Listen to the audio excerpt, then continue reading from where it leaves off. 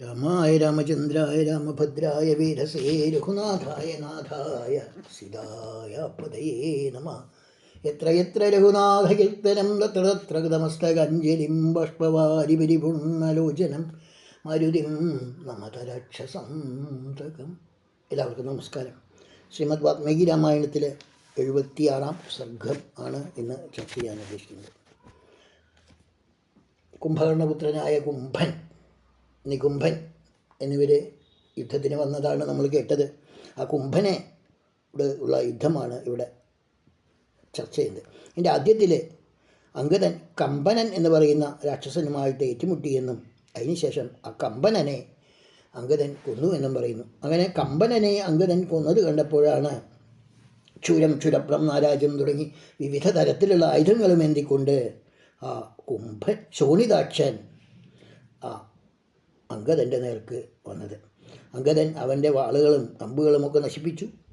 ശോണിതാക്ഷൻ വാളും കൊണ്ട് അദ്ദേഹത്തിൻ്റെ നേരെ ഒന്ന് ചാടി നോക്കി, വാളും പരിചയമെടുത്ത് എന്ന് പറയാണ്. അവനെയും അങ്കദൻ ആ യുദ്ധത്തിലെ കൊന്ന് കളഞ്ഞതിന് ശേഷം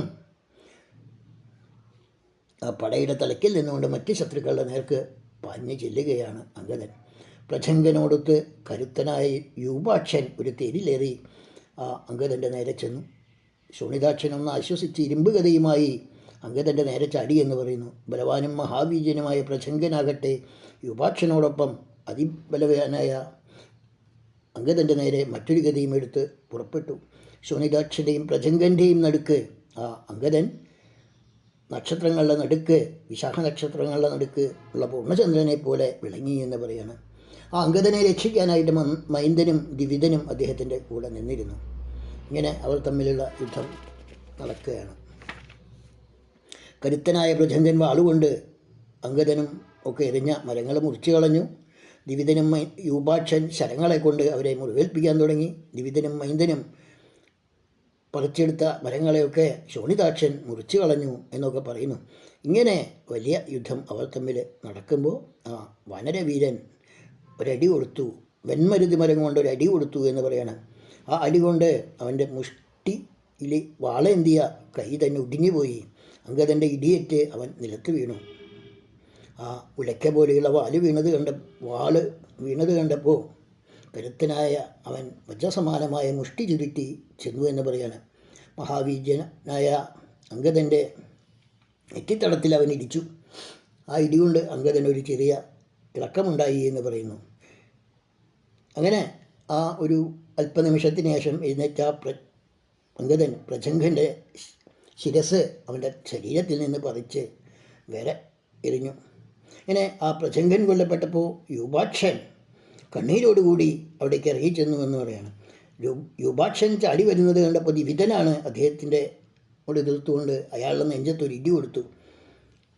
എന്നിട്ട് അവനെ ബലമായി പിടികൂടി. ഇങ്ങനെ ആ യൂപാക്ഷനെ പിടികൂടിയത് കണ്ടപ്പോൾ ശോണിതാക്ഷൻ ദ്വിവിധൻ്റെ മറത്ത് അടിച്ചു എന്ന് പറയണം. ആ തല്ലേറ്റ് ദ്വിവിധന് ഒരല്പം അലസ്യമുണ്ടായി. എങ്കിലും വീണ്ടും ഗത ഉയർത്തിയപ്പോൾ ആ ഗത ദ്വിവിധൻ തട്ടിപ്പറിച്ചു എന്ന് പറയണം. അതിനിടയ്ക്ക് മൈന്ദനും ദ്വിവിധൻ്റെ അടുത്തെത്തി. ആ വീരൻ യൂപാക്ഷൻ്റെ നെഞ്ചത്ത് കൈത്തലം കൊണ്ട് അടിച്ചു എന്ന് പറയണം. അങ്ങനെ ശോണിതാക്ഷനും യൂപാക്ഷനും ഈ രണ്ട് മൈന്ദനും ദ്വിവിധനുമായിട്ട് അവിടെ യുദ്ധം നടക്കുകയാണ്. ദ്വിവിധൻ ശോണിതാക്ഷൻ്റെ മുഖം നഖം കൊണ്ട് മാന്തി കീറി, എന്നിട്ട് ഊക്കോടെ വീശി നിലത്തിട്ട് വലിച്ച് ഇഴച്ചു. വാനരവീരനായ മൈന്ദൻ യൂപാക്ഷനെ കൈകൊണ്ടടിച്ചു ഞെക്കി അവൻ മരിച്ചുപോയി. നായകന്മാരൊടുങ്ങിയ രാക്ഷസരാജസേന കുംഭകർണപുത്രന്മാരുടെ അടുത്തേക്ക് ഓടി വരുന്ന പടയെ കണ്ടപ്പോൾ അവരെ സന്തുലപ്പെടുത്തിക്കൊണ്ട് കുംഭൻ അവിടെ നിന്ന് യുദ്ധത്തിനായിട്ട് പുറപ്പെട്ടു എന്ന് പറയണം. കുംഭൻ ധാരാളം അസ്ത്രങ്ങളൊക്കെ പ്രയോഗിച്ചുകൊണ്ട് അങ്ങനെ മുന്നോട്ട് വന്നു. ദ്വിവിധനോടാണ് ആദ്യം എതിർത്തത്. ആ ദ്വിവിധൻ ഒരല്പം തളർച്ചയോടുകൂടി അവിടെ വീണുപോയി. അങ്ങനെ ദ്വിവിധൻ വീഴുന്നത് കണ്ടപ്പോൾ സഹോദരനായ മൈന്ദൻ ഒരു വലിയ കല്ലുമായിട്ടാണ് അവനോട് യുദ്ധം ചെയ്തത്. പക്ഷേ ആ രാക്ഷസൻ 5 അമ്പുകളെ കൊണ്ട് ആ കല്ല് പൊട്ടിച്ചു. പാമ്പ് പോലെ മുന കൂർത്ത ഒരു ശരം കൊണ്ട് അവൻ ദ്വിവിധൻ്റെ ജ്യേഷ്ഠനായ ആ മൈന്ദനെയും വീഴിച്ചു എന്ന് പറയാണ്. അങ്ങനെ വാനരയൂഥവനായ മൈന്ദൻ ആ അമ്പ് തൻ്റെ മർമ്മത്തിലേക്കപ്പോൾ അദ്ദേഹവും വീണു. ഇങ്ങനെ തൻ്റെ മധുരന്മാരായ രണ്ടുപേരും വീണു എന്ന് കണ്ടപ്പോഴാണ് അങ്കദൻ കുംഭനുമായിട്ട് യുദ്ധത്തിന് ഇറങ്ങിയത്. അംഗദനും കുംഭനും തമ്മിൽ വലിയ യുദ്ധമുണ്ടായി എന്ന് പറയുന്നത്. കൊമ്പനാനകളെ എങ്ങനെയാണോ തൊട്ടികൊണ്ട് നിയന്ത്രിക്കുന്നത് അതുപോലെ പരസ്പരം യുദ്ധം ചെയ്ത് നിയന്ത്രിക്കാൻ വേണ്ടി അവർ ശ്രമിച്ചു. പല ആയുധങ്ങളും അവർ പ്രയോഗിച്ചു. അംഗദൻ അതിനെയെല്ലാം തകർത്തുകൊണ്ട് മുന്നേറാൻ ശ്രമിച്ചു എന്നൊക്കെ പറയുന്നു. അങ്ങനെ അംഗദനും ഇവരും തമ്മിലുള്ള യുദ്ധത്തിൽ അവസാനം ആ അസ്ത്രങ്ങൾ കൊണ്ട് വേദനപ്പെട്ട് അംഗദൻ വീണു എന്ന് കണ്ടപ്പോൾ മറ്റു വാനരന്മാരൊക്കെ ചെന്ന് ആ രാമനോട് ഈ വിവരം അറിയിച്ചു. ഇങ്ങനെ രാമൻ്റെ അടുത്ത് നിൽക്കുന്ന ജാമ്പവാൻ തുടങ്ങിയ വാനരവീരന്മാർ ഉടനെ അവിടെ നിന്ന് യുദ്ധത്തിനായിട്ട് പുറപ്പെട്ടു. അംഗദനെ രക്ഷിക്കാനായിട്ട് ജാമ്പവാനും സുഷേണനും വേദസ്സി എന്ന ആ വാനരനുമാണ് കുംഭൻ്റെ നേർക്ക് എത്തിയത് എന്ന് പറയുന്നു. അവർ വളരെ ശക്തരാണ് എന്ന് മനസ്സിലാക്കിയപ്പോൾ അവരെയും അമ്പുകളെ കൊണ്ട് തടഞ്ഞു നിർത്താനായിട്ട് അദ്ദേഹം ശ്രമിച്ചു. അങ്ങനെ അവൻ്റെ ആ അമ്പുകളുടെ പ്രവാഹം കൊണ്ട് ഈ മർക്കടന്മാർക്ക് മറുകര കാണാൻ പറ്റാത്ത കടലിൻ്റെ അപ്പുറത്ത് നിൽക്കുന്ന പോലെയുള്ള അവസ്ഥയുണ്ടായി എന്ന് പറയുന്നു. എന്ന് പറഞ്ഞാൽ അവർക്ക് കുംഭൻ്റെ അടുത്തേക്ക് എത്തിച്ചേരാൻ കഴിഞ്ഞില്ല എന്ന് സാരം. ഇങ്ങനെ വാനര സംഘത്തിനെ മുഴുവൻ ശരവൃഷ്ടി കൊണ്ട് പീഡിതമാക്കുന്നത് കണ്ടപ്പോൾ ആ വാനര രാജാവായ സുഗ്രീവൻ തന്നെ നേരിട്ട് തൻ്റെ ജ്യേഷ്ഠപുത്രനെ രക്ഷിക്കാനായിട്ട് മുന്നോട്ട് വന്നു. ആ കുംഭകർണപുത്രനോട് അദ്ദേഹം യുദ്ധം ചെയ്യാൻ ആരംഭിച്ചു എന്ന് പറയാണ്. ആ യുദ്ധത്തിൻ്റെ അവസാനം ആ കുംഭനെ കളിയാക്കിക്കൊണ്ട് സുഗ്രീവൻ പറയുകയാണ്, നീ വലിയ ശ്രേഷ്ഠനാണ്, നിൻ്റെ വീര്യമൊക്കെ അറിയാം, നിനക്കോ രാവണനോ ആർക്കാണ് ഈ നല്ല കർമ്മങ്ങൾ ചെയ്തതിൻ്റെ ഗുണങ്ങളുള്ളത്? പ്രഹ്ലാദനും ബലിക്കും ഇന്ദ്രനും കുബേരനും ഒക്കെ തുല്യനാണ് നീയേ, മഹാബലനായ അച്ഛന് സമനായി ജനിച്ചവനാണ്, ശത്രുക്കളെ മുഴുവൻ കൊന്നവനാണ് എന്നൊക്കെ ഇങ്ങനെ പല പല രീതിയിൽ കുംഭനെ അദ്ദേഹം പ്രകോപിപ്പിച്ചു എന്ന് പറയാണ്. എന്നിട്ട് അവസാനം പറയാണ്, എനിക്ക് ഈ ചിതപ്പേരുണ്ടാവുമല്ലോ നിന്നെപ്പോലെയുള്ള ഒരു എണ്ണത്തിനെ കൊന്നു കഴിഞ്ഞാൽ, അതുകൊണ്ട് ആണ് ഞാൻ നിന്നെ കൊല്ലാത്തത്, തളർന്ന നീയെ ക്ഷീണം മാറ്റിയിട്ട് വരൂ എന്ന് പറഞ്ഞ് ആ കുംഭനെ വീണ്ടും പ്രകോപിപ്പിച്ചു എന്ന് പറയാണ്. ഇങ്ങനെ സുഗ്രീവൻ്റെ വാക്യം കൊണ്ട് അപമാനിതനായിട്ട് അവൻ എങ്ങനെയാണോ അഗ്നിയിൽ ഹവിസ് ഹോമിക്കുമ്പോൾ ആളിക്കത്തുന്നത് അതുപോലെ വീണ്ടും അവിടേക്ക് വന്നു എന്ന് പറയാണ്. അവർ തമ്മിൽ വീണ്ടും ഏറ്റുമുട്ടി. അവരുടെ കാൽച്ചവിട്ടേറ്റ് ഭൂമിയൊക്കെ കുലുങ്ങിപ്പോയി, താണുപോയി എന്നാണ് പറയുന്നത്. കടലൊക്കെ ഇളകി മറഞ്ഞു. സുഗ്രീവൻ കുംഭനെ എടുത്ത് ആ സമുദ്രത്തിലേക്ക് എറിഞ്ഞു എന്ന് പറയാണ്. കടലിൻ്റെ അടിയിൽ വരെ എത്തിയിട്ട് അവൻ കയറി വന്നു. ഇങ്ങനെ വിന്ധ്യ പർവ്വതം പോലും ഈ കാഴ്ച കണ്ട് ഞെട്ടിപ്പോയി എന്ന് പറയാണ്.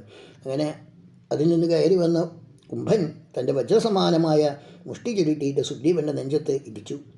സുഗ്രീവൻ്റെ ചട്ട പൊട്ടി. പക്ഷേ അദ്ദേഹത്തിൻ്റെ ആ ശരീരത്തിലുള്ള എല്ലിൻ കൂട്ടത്തിൽ കൊണ്ടിട്ട് ഈ കുംഭൻ്റെ കൈവിരലുകൾ ഒടിഞ്ഞുപോയി എന്നാണ് പറയുന്നത്. അങ്ങനെ അവർ തമ്മിൽ വീണ്ടും യുദ്ധം ചെയ്തു എന്നും അതിൻ്റെ അവസാനത്തിൽ തൻ്റെ മുഷ്ടിപ്രഹാരം കൊണ്ട് നെഞ്ച് തകർന്ന് കുംഭൻ ആ ഭൂമിയിലേക്ക് വീണു എന്നും അത് രുദ്രൻ മഹാദേവൻ പണ്ട് കതിരോനെ വെട്ടിയതുപോലെയായി എന്നും പറയുന്നു. ഇങ്ങനെ മഹാപരാക്രമനായ വനരരാജാവ് സുഗ്രീവനാൽ കുംഭൻ നിലകൊണ്ട കൊല്ലപ്പെട്ടു എന്ന് പറഞ്ഞപ്പോൾ എല്ലാവർക്കും വലിയ എല്ലാ രാക്ഷസന്മാരും ഭീതരായിട്ട് പോയി എല്ലാ രാക്ഷസന്മാരും ഭീതരായി എന്ന് പറഞ്ഞുകൊണ്ടാണ് ഈ സർഗം ഇവിടെ സമർപ്പിക്കുന്നത്. എല്ലാവർക്കും നമസ്കാരം.